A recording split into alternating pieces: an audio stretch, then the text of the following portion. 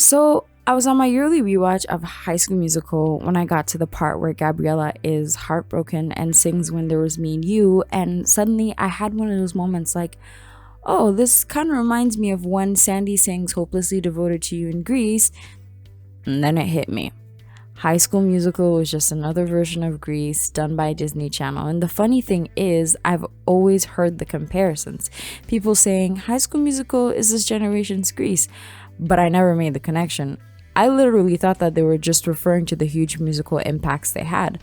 So, like any normal person who just had one of those epiphany moments, I decided to look it up and see what other people had to say about it. And to my disappointment, apart from the articles published by a couple of publications, everyone else on Reddit and Quora were completely trashing the idea by saying that they were in no way comparable. And in my opinion, they are comparable on a number of aspects. When people say High School Musical is this generation's Grease, I believe that it is and it isn't. So in this video, I'm going to compare the two movies by breaking down their themes and discussing their impacts on pop culture. So if you're into that, then stick around.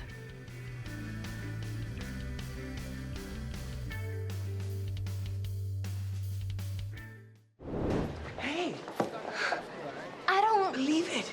Either. But how? So both Grease and High School Musical feature star-crossed lovers that met out of their regular worlds and would come to meet each other again in an environment that doesn't really support their unification. These protagonists have a squad that become an obstacle to letting them be who they really want to be. Both of these movies follow the eternal question of conform or be myself. Now, obviously these similarities are not a coincidence, and I would say, though it's not blatantly expressed by the film creators, High School Musical was in fact a watered-down remake of the 1978 classic. Allegedly, the film had its origins from a 1999 script entitled Grease 3. Britney Spears and Justin Timberlake were to star as the children of Danny Zuko and Sandy Olsen from the 1978 version. The plot was roughly the same as High School Musical, but had even more similarities to Grease, because we all know that Disney Channel could never. Apparently, the character who would play Sharpay was to be the daughter of Betty Rizzo, and producers tried to get Christina Aguilera for the part, but she declined. Timberlake's bandmates from NSYNC were to have the supporting roles, kind of like the T-Birds, and even John Travolta and Olivia Newton-John were allegedly approached for cameo roles. Before the script went through a second rewrite, the project was shelved until 2004. The producers would have needed the permission from those who owned the rights to Grease, and so the idea evolved into High School Musical. Once again, allegedly. So it makes a lot more sense that High School Musical was so similar to Grease, and it also got me thinking about how all these movies took their inspiration from Romeo and Juliet. As a matter of fact, another one that comes to mind at the moment is West Side Story in terms of the Romeo and Juliet aspect, but I'm not going to stretch that far today. Both of these movies tackle the subject of social pressures. In both movies, the male counterparts spend the better part of the movie denying who they are to their squads because of the pressures of masculinity and, well, I guess, coolness. Both Troy and Danny went as far as to humiliate their love interests to prove a point, though in Troy's case, I will say it wasn't intentional. In addition to the pressure of his friends, Troy also had to deal with the pressure of his father, who was clearly vicariously living through him. Sandy and Gabriella are both shy girls who at the start seem too nice for their own good, but that quickly changes for both of them. In both movies, these characters are trying to find themselves at their own pace, but are having a really hard time doing so because the people in their friend groups keep pushing them in the opposite direction. Rizzo came out to be a fan favorite, and this is probably due to her cynicism and feministic ideals in the movie. She dislikes Sandy's wholesome demeanor because Sandy conforms to the gender norms in the 1950s, norms which Rizzo is trying to challenge. It's actually funny to me because about a year ago, Sharpay was trending on Twitter because people were actually discussing the fact that Sharpay was the true victim in this series. Though I do agree that they mirror each other, I don't think Rizzo was written as a villain, whereas Sharpay is your stereotypical villain. She was still my favorite character though, I'm not gonna lie. So both of these movies tackle the fact that being a teenager can simultaneously be the best and worst experience in your life, and that the pressure to find yourself is in direct conflict with following social norms and expectations.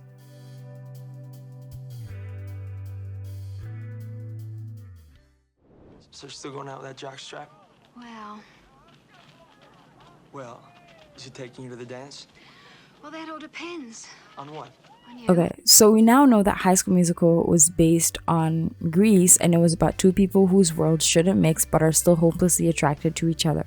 But that's about where it ends with the main similarities. Grease seemed to be about figuring out a way to make the love you have for another person work, but when you look at it, Danny and Sandy loved and accepted each other, so their dilemma was that they had to find a way to make the people from the outside accept their love, and one of them had to change for that to happen because their worlds couldn't collide.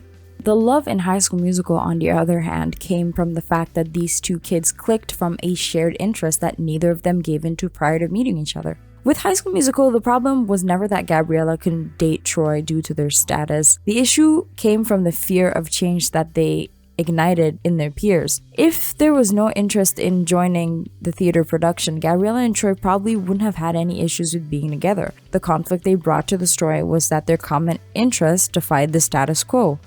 Grease is also known for the topics they tackled, most notably sexuality, and is generally taken more seriously than High School Musical, which, understandably so, Disney Channel makes content for tweens, whereas Grease appealed to a larger, more mature audience. Some people who shut down the comparisons between the two have also said that Grease was more realistic and High School Musical isn't. But the way I see it, High School Musical was made for kids between 8 to 14, and the simplest way to explain the polarizing world of these characters is to use stereotypes, because surely enough we would grow to learn that this was just a metaphor. Of course, they were going to make a big deal about the status quo, but it isn't too far-fetched. We all have guilty pleasures, as small or as big as they may be. We all have that tiny little thing that we like, but we'd also prefer if people didn't find out. In the song Stick to the Status Quo, they weren't singing about secretly struggling to choose between hobbies, they were just opening up about their secret passions, and I actually think that that is one of the most relatable topics across the board.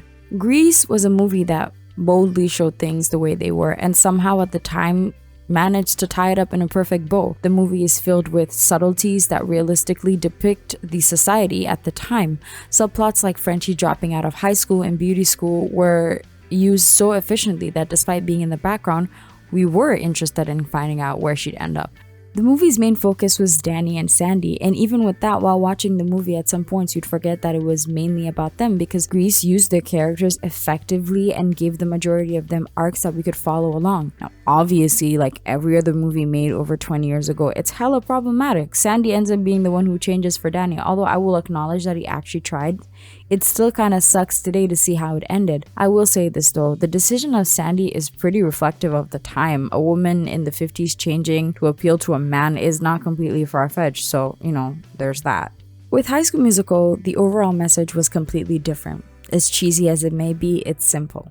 Don't change who you are for anyone. Growth and awareness has to start from somewhere, and though it may sometimes suck to be the one to initiate it, every movement in the history of mankind started with someone defying the status quo. Now, obviously, being a Disney movie, High School Musical was all too sheltered to really be that much of a reflection of its time, but I guess you could still look back at those horrendous mid-2000s outfits and know exactly in which era the movie takes place.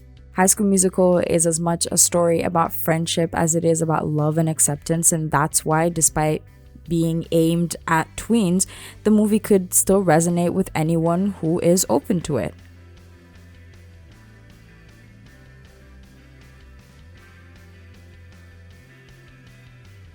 Grease is known and loved for being both ahead of its time and completely backwards regarding the different subjects they tackled. Grease had the advantage of being a time capsule even when it was first released.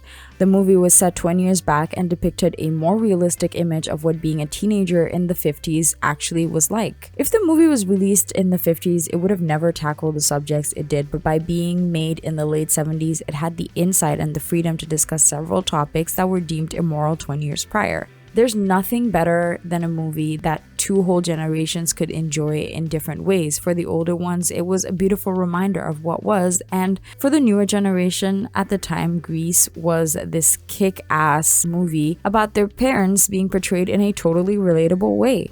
I can't believe I almost didn't talk about the songs. I mean, the songs in Grease are timeless. The soundtrack went on to become one of the best-selling albums of all time. I don't see anywhere in the near or distant future where it won't be just as fun to sing along to those songs. Before I end this video, we also need to acknowledge how impactful High School Musical was. I mean, it became a franchise. Its last movie was theatrically released. They went on tour. The movie itself became a brand that Disney would suck every possible penny out of. The soundtrack was literally the top-selling album of 2006. I remember reading somewhere that at the time, High School Musical made musicals cool again, and I don't think it's far-fetched given the rollout of musicals after the first one came out.